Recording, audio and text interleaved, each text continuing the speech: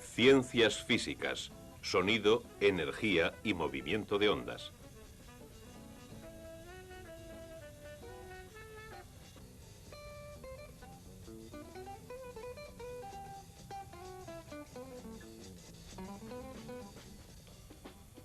Se necesita energía para producir un sonido. La energía produce movimiento. El movimiento produce ondas sonoras. Y las ondas sonoras se mueven y transportan la energía que produjo la onda. Veamos cómo sucede todo esto cuando el palillo de un tambor golpea contra un bloque de madera y produce un sonido que se mueve a través del aire que transmite la onda sonora. La energía que transportan las ondas sonoras procede del palillo en movimiento. Cada vez que el palillo golpea el bloque, crea una rápida vibración en los materiales de los que están hechos el palillo y el bloque. El palillo y el bloque, al vibrar, empujan moléculas de aire formando ondas. Las ondas se producen cuando unas moléculas empujan a otras moléculas circundantes y rebotan. Cada serie de colisiones comprime ligeramente el aire, de modo que las ondas son en realidad una serie de compresiones que se mueven desde la fuente de las vibraciones.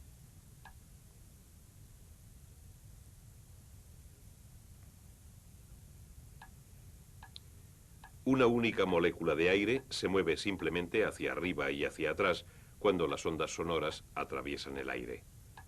Si pudiésemos teñir con tinta la molécula y dejar que hiciese su movimiento hacia atrás y hacia adelante contra una hoja de papel que se moviese formando un ángulo recto con ella, obtendríamos una curva llamada onda sinusoide. Tenemos ahora la forma en que se suelen representar las ondas sonoras. Pero lo que realmente está ocurriendo es que un montón de moléculas se mueven simplemente arriba y abajo de este modo, chocando contra otras moléculas y recibiendo choques ellas mismas. Y todo este movimiento atrás y adelante de las moléculas produce una serie de compresiones que se transmiten desde la fuente de las vibraciones en todas direcciones. Y así es como viaja una onda sonora. La velocidad del viaje depende de lo deprisa que se pueda transmitir la energía de la vibración.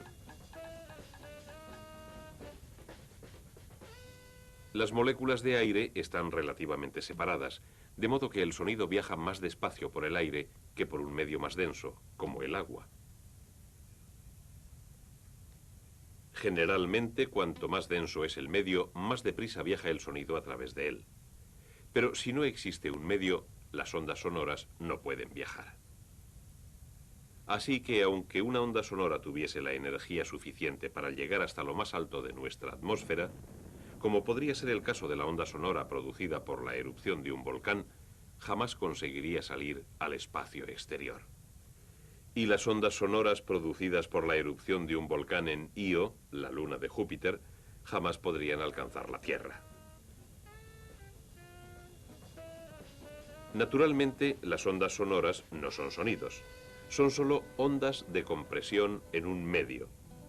No somos conscientes de ellas como sonidos hasta que nuestros oídos las reciben. Las ondas de compresión pasan como vibraciones a través de las delicadas partes internas de nuestros oídos. Las vibraciones se convierten luego en señales eléctricas transmitidas por el nervio auditivo hasta nuestro cerebro, y es solo en nuestro cerebro donde estas señales son interpretadas como sonidos. Cuando oímos sonidos, percibimos muchas diferencias que nos ayudan a distinguir un sonido de otro.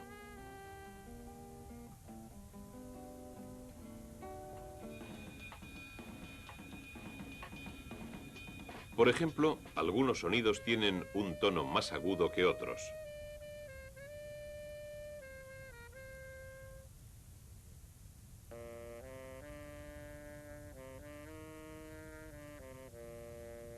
Los sonidos también difieren en su fuerza.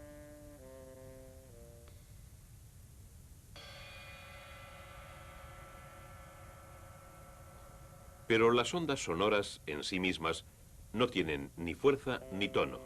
Lo que tienen las ondas sonoras es frecuencia y amplitud. Veamos lo que esto significa en términos de una simple molécula de aire. Y añadamos la tinta y la hoja de papel móvil como antes. Ahora, otra vez con el sonido y el papel moviéndose, obtenemos de nuevo la sinusoide. Si añadimos un eje, podremos hacer algunas definiciones. El movimiento de nuestra molécula desde el eje hasta lo más arriba de él que llega y hasta lo más abajo y de vuelta otra vez al eje representa una vibración o ciclo. Así que esto es un ciclo.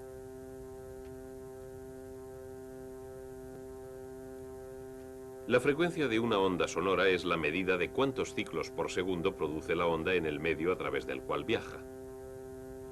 Cuando la frecuencia de una onda sonora aumenta, más ondas por segundo golpean nuestros oídos y oímos un sonido de tono más agudo. Cuando la frecuencia desciende, oímos un tono más grave. Siempre que dos sonidos tienen el mismo tono, se debe a que las ondas sonoras que los han originado tienen la misma frecuencia.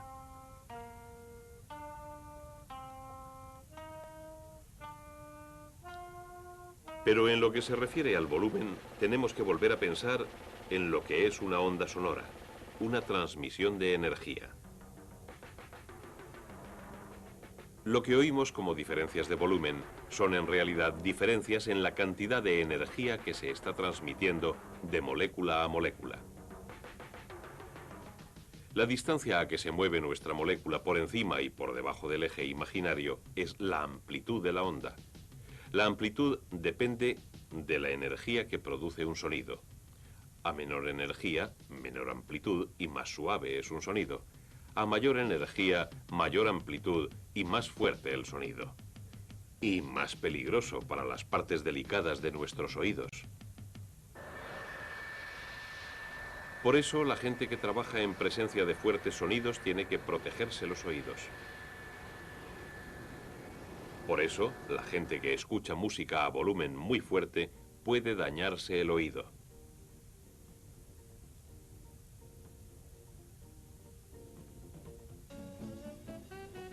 La fuerza de un sonido, la amplitud de la onda sonora, se reduce a medida que ésta viaja y se esparce. La onda, al expandirse, pierde gradualmente toda su energía, pasándosela a las moléculas del aire que atraviesa. Así que cuanto más lejos viaja una onda sonora antes de que la oigamos, más suave suena. Una onda sonora perderá su energía más deprisa cuando atraviesa un medio que sea más denso que el aire, como el vidrio de una ventana o el material de una pared. El medio que atraviesan las ondas sonoras tiene un efecto sobre ellas, y también lo tiene el material que vibra para producirlas.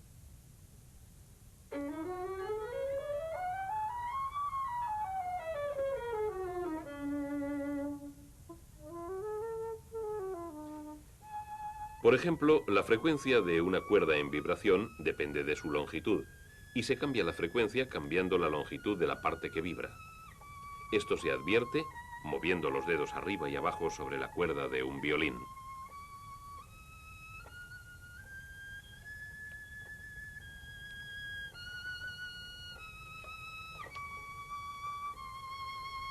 El grosor de una cuerda en vibración también marca una diferencia. Si dos cuerdas tienen la misma longitud y son del mismo material y están bajo la misma tensión, la cuerda más gruesa vibrará con una frecuencia más baja que la más delgada. Así que la más delgada producirá un tono más agudo. Un cambio en la tensión cambiará también la frecuencia de una cuerda. Cuanto mayor es la tensión, más deprisa vibra la cuerda y por tanto más alta es la frecuencia.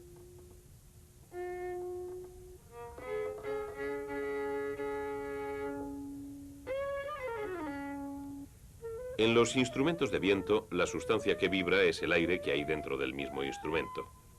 En una flauta, por ejemplo, las delgadas corrientes de aire procedentes de los labios del flautista hacen que el aire del interior de la flauta comience a vibrar.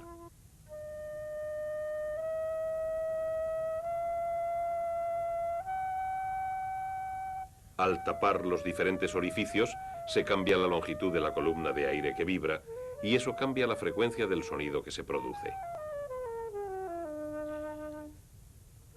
De esta forma, más o menos, se controla la frecuencia en todos los instrumentos de viento. Tono y frecuencia, volumen y amplitud, formas de describir los sonidos, formas de distinguir un sonido de otro. Y a pesar de todo, un cierto sonido puede tener el mismo tono y el mismo volumen cuando lo produce una flauta o cuando lo produce un violín, y sin embargo los dos sonidos son muy diferentes. Difieren en lo que se llama timbre. El timbre de un sonido es el resultado de la combinación de diferentes frecuencias. Parte del timbre de un violín procede de su cuerpo y parte de sus cuerdas.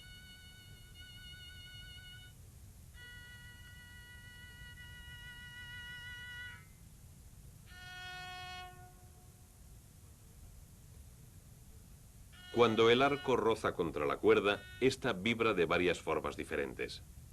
El tono que oímos es una frecuencia fundamental producida cuando vibra la completa longitud de la cuerda.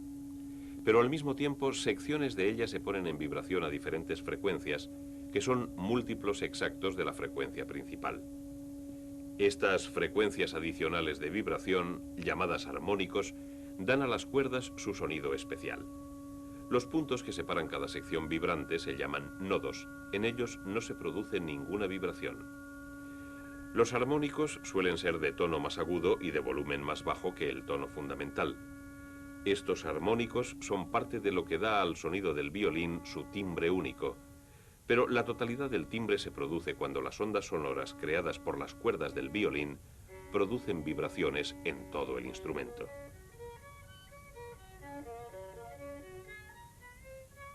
Los materiales de que está fabricado un instrumento añaden valor al timbre de su sonido. En un violín vibran sus tablas de madera. La laca que cubre la madera afecta a su vibración. Tanto la madera como la laca añaden sus propias características a las ondas producidas por las cuerdas en vibración para crear el sonido único del violín.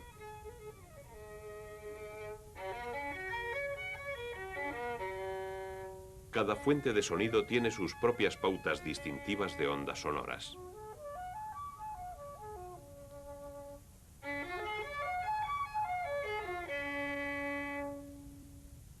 Cuando esta pauta de ondas se convierte en una corriente eléctrica, podemos mostrarla visualmente en un osciloscopio.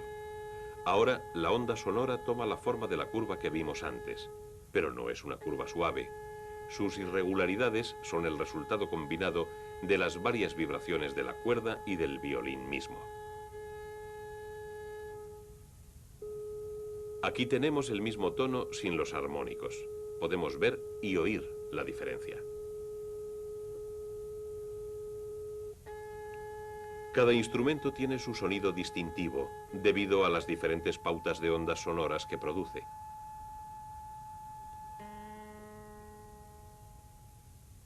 De modo que lo que tenemos es una forma de energía transmitida a través de un medio, por unas ondas cuyas variaciones percibimos como diferencias en el tono, en el volumen y en el timbre. Lo que tenemos es sonido.